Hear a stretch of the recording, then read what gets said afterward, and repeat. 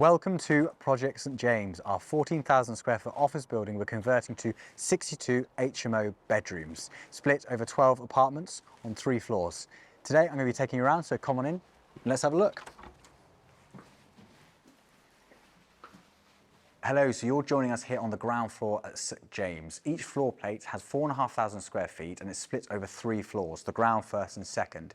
Each floor has 4 apartments on each, and they range from 4 bedrooms to 5 and 6 bedroom HMOs. So the ground floor is a really good example because it's completely stripped out at the moment. You can see we're right back to what they call brick, but we haven't exposed the brick because we're keeping the plaster on the walls so we don't have to re-render on those walls. Up here you can see that we've got the complete ceiling exposed and you can see the complete structure, which is great because when we're fixing you can see what we're actually dealing with. Before you buy the building, obviously when it's partitioned up, it's hard to understand what the actual construction is. So once you get it back to this, it's great because you can finalize designs and make sure that the structure is going to be okay with what we're planning to do with it. We've already put the drainage in, as you can see here. All the drainage is put into the ground floor, channels to be going outside. The foul waste was an interesting design here that we had to consider because what we've got precast concrete slabs which are very difficult to core through without affecting the structural integrity. So we've had to put all of the SVPs or the drainage on the external walls to allow all the drainage to come down those, so we're not affecting the middle of the floors. So this was a real pain to design, but once we've got it now, it's all been installed and looking really, really good. So let's wander around a little bit more.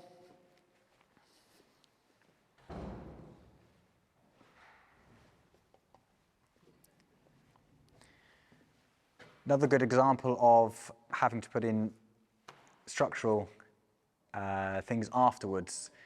We didn't anticipate having to put wind posts in, but after the building was stripped out, the structural engineers said that because the building had lost all the partitioning, it had lost its sort of rigidity, and we had to put these structural wind posts in because of the length of it. So again, something that you've really got to consider that to price in for a sort of contingency when you're looking at these buildings. They're not always as straightforward as you may think they will be from just viewing them from the outset. The structural side of things can sometimes start ramping up if you're having to put extra things in like this. But interesting detail, you can see how we fix this into the floor. It's bolted into the floor, bolted into the ceiling, and then this will just be regulated and brought up to level with some concrete. And then these are, as you can see, located all around the building to help brace it, and that's why they're called a wind post. So this is another good example of using existing features in the building. So this was a waste pipe that we found. Now, because of the floor's already cast, it's very difficult to cut through and put all the waste pipes in. That's why we've put them on the external walls. But when you find something like this, there's a loo bank over there as well, it's good to try and make use of it to save costs, especially if it complies with regs. It's a 4-inch pipe, so we will actually be connecting some showers and loos to this one and taking it up as well, so that we make use of the existing stuff. It's a sort of cost-saving exercise, but more sort of a practicality thing that helps sort of, with design and things and help you locate en suites and showers, etc. Because with these projects, you've got, the main thing is you've got, 62 bedrooms, all with en suites. You've got 12 kitchens on top of that. So drainage is a really, really big thing that you need to consider and make sure that you've got enough supply for. So another thing that we're using is the core holes and ventilation holes, so that we don't have to core through several other places. We can make use of what's already there. Another good sort of, I suppose, a cost-saving exercise, but also, again, it's just a practicality thing as well. If the space is there, let's reuse it. We're obviously not reusing this ducting. This will be going, but the principle is the same. We will have all the M&E running in a void above the ceiling up here. All of this pipework is going to be stripped out as well, so the final thing to be gone. Again, another bit of structural work that we had to do for the project down here, just a couple of beams. Again, something you don't always take account of when you are first purchasing the building because you can't do the whole structural design. So it's always really important to have that contingency in place for things like structural changes, drainage changes, utility upgrades, etc. Those sort of unknowns until you've got the calcs and your design team have actually gone and specifically designed what's required. you need a good contingency sum, because sometimes they can overrun, and if the building's a different structure than what you expected, you need to have that as a sort of comfort to make sure that you're going to be within budget with what you're purchasing. So we're here on the north wing of the ground floor of the building, and I thought I'd show you this area because firstly it's all stripped out, you can see it nice and clear, but what it's nice to look at the minute is when you're looking at a building like this to potentially buy, look how many windows you've got. That's the first thing we look at for a building like this when we're looking at purchasing. How many windows are there? Because that dictates how many bedrooms or rooms or apartments that you could fit into something like this. So this has actually got plenty of windows. We've got almost 2 or 3 windows per room on this. So it's overkill in a sense, but it's good to have more than less because then you have to go through for full planning. But it's great to just have a look at this space and see it before it turns into the 6-bedroom apartment with a communal area in it. So it's a nice empty space at the minute, almost fully stripped out. All these last little bits of metal are being stripped out, so they'll go in the skip, and everything will start being put together. So we're going to go upstairs now and have a look at the other apartments which are already on their way, and it will show you the progress of the first fix partitioning. We've got plumbers and electricians on site as well, so it's a really interesting stage of the build to have a look at. So we're here in the stairwell at St James. We've got 2 central cores, and they were in such good condition that we chose to keep them intact. So we've boarded off the stairway, and the contractors have got a separate entrance in so that they don't damage the staircase. And all that's required here really is a new lick of paint, some new carpets, and we'll keep the runners on the stairs. And this is pretty much ready to go. So it's another example of how we're keeping the things in the building that are, existing and making a sort of cost saving, but also actually it's a really nice feature.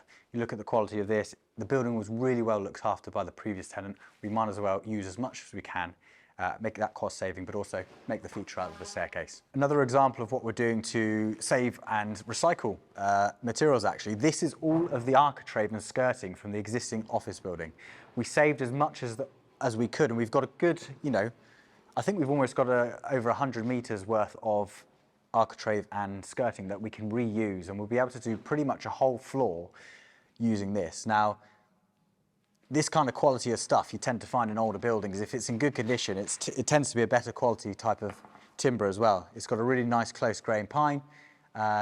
These days you're buying MDF and stuff, so where you can, we've tried to keep it. It's going to be a really nice sort of little feature in the building as well, but also a cost saving on materials. So we've stored that, we've taken it off carefully. There's lots of little things we looked at doing like that to help sort of make cost savings, but also reuse and recycle stuff, because it doesn't need skipping if it's not, if it can be reused. So why not just try and make a conscious effort of recycling things? So we're really proud of that, and that'll be really interesting seeing that going back up in an apartment once it's ready to go. Again, another good example of the unknown quantity for structural amendments and design here. We had to install these large steel beams and take out a wall below it. Now, the wall actually below it wasn't actually structural, holding the floor above it, but what the structural engineers have calculated is that above it is a plant room, and sometimes you've got to just, well, this is what structural engineers tend to do. They're overkill on their design, and they wanted us to put this in just in case that weight of that plant room and the weight of the blocks and wall above was being taken by something underneath. Now, we think it's a bit of overkill, but unfortunately the structural engineers wouldn't sign off on it. So better to be safe than sorry, and again, something that we could use our contingency for on the structural side of things. So here on the first floor, partitioning tracking is being laid, and the partitioners are starting to put the first fix bits of partitioning up, which is really exciting. From the ground floor, you can see it's completely vacant and empty. Upstairs, we're going to show you now in a minute the partitioning having gone up. So come with me and we'll have a look. So we're on the second floor here at St James, where the partitioners have started already. If you come on through, I'll show you what they've been up to. So the partitioners put their partitioning in, and they just put one board on each side, so that then the electricians and plumbers can come through and run all their services through before closing it up. So it's a nice, easy way for everyone to get on and work together. As you can see, the electricians are on site now. Their materials are here, so things will just start following on. Let's show you some of the rooms here, because it's interesting to see now from the ground floor, where it was a complete open space, to seeing all of these rooms actually partitioned. If we come this way, we'll take you into a room where the sun's shining, so you can get a bit of a better view. Here we've got a little service cupboard for the boiler, etc., for the apartment. And come into here, I believe this is a studio room. And a lot brighter. 2 windows in the bedroom. It's a nice sort of size, 14 square meters, so it allows us to be a studio room. The kitchenette's going to be based over here. Really good sized room. So you can start to see how they're taking shape. Interesting discussion point is the raised ceilings or the lowered or the suspended ceilings, where we're going to be running all the services through. Now, on the ground and first floor, we've got really good floor to ceiling heights, but on the second floor, we're restricted somewhat with what the roof trusses were at a certain height. So we had to go to that height, and we've only got a smaller void to run our services through. So we're only able to run our electric and plumbing services through here. There's about a 180 void there, which is sort of capped by some of the runners. So you've got about a 90 mil void in some places. So that's enough for the plumbing and electric to run through. But what we've had to do is we've had to put the MVHR system that we're installing in and above the fire break ceiling. So that causes an additional sort of element of design and time work for putting fire collars, making sure everything is compartmentalized above and comes through. When it breaks through that 60-minute fire ceiling, it needs to have the correct fire collar to shut it off in case of a fire, and all of that needs certifying. So again, something that was a sort of unforeseen thing, but we've managed to get around it in some way. So this ensuite is for a studio apartment room. As you can see, the plasterboard's a different colour, it's a blue. It's actually a moisture board. So in all the en-suites, we've just spec'd a moisture board, which obviously helps when you have a wetter room. It doesn't gather mould, etc. And you'll see on the normal walls, they just have a sort of grey plasterboard, which is just a normal plasterboard. You don't require the moisture board for those. So we're here on the top floor of St James, and we had an existing plant room we had to deal with. We were going to keep it and fill the whole building with that, but it transpired that it was just a little bit too old, and it was just going to be too much trouble to do that and to keep. So what we've done is we've actually redesigned everything, and that plant room now comes out, and I think it creates a little studio kitchen in one of the bedrooms. But let's just go and have a look at what the guys are doing. They're actually currently stripping it out at the minute.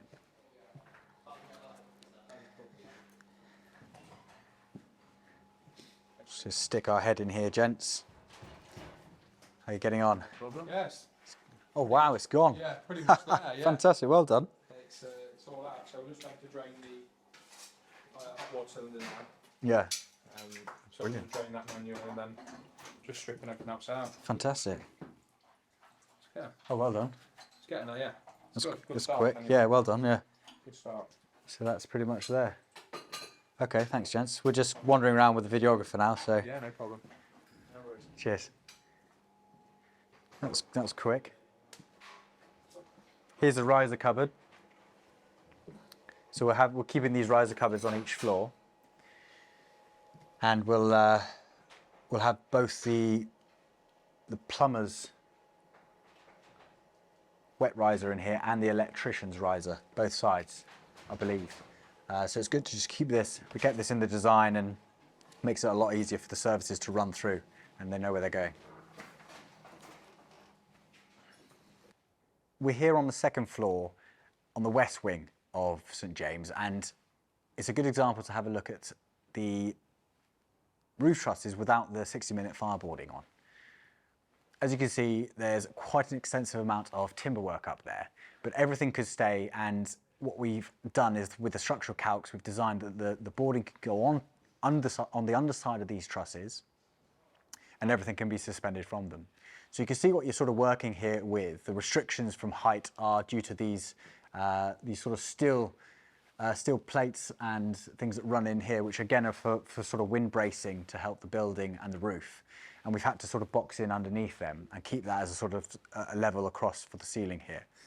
But everything's been signed off. We're allowed to have the MVHR running up in the ceiling, which will come through the ceiling penetrated with fire collars, and then that void which we saw on the north wing there will allow all the service to run through. But it's nice to see how it's stripped back and what it's like beforehand, because it's completely different to when you see it all boarded up and you don't know what's above it.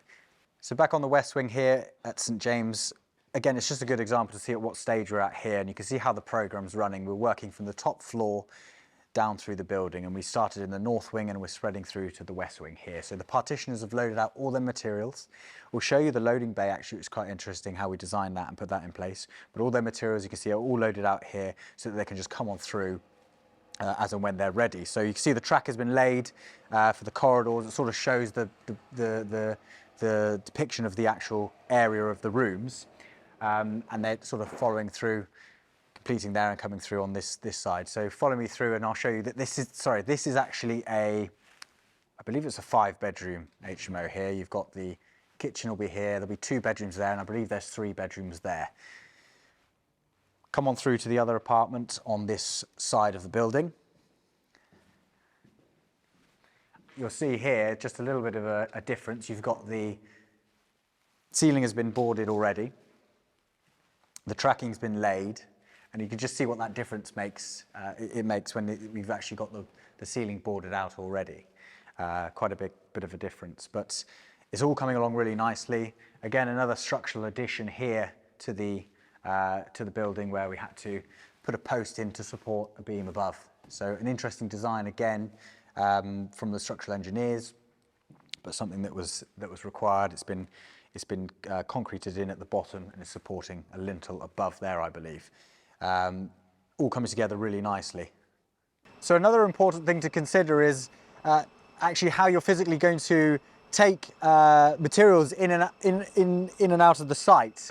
It's all very well and good having a site, but then there's a practicality point of view. So fortunately, we've got a fantastic team who've come up with the idea of putting this loading bay in place, and we've got the telehandler down there, and it will be pulling in materials as and when it needs to be. We've got quite a constricted sort of site. Even though we've got good space, it's still a little bit more constricted than normal. So deliveries will be sort of programmed in place, and then we put up here as and when the contractors need it with the telehandler, and it's working really, really well so far. Might get a video of him doing it.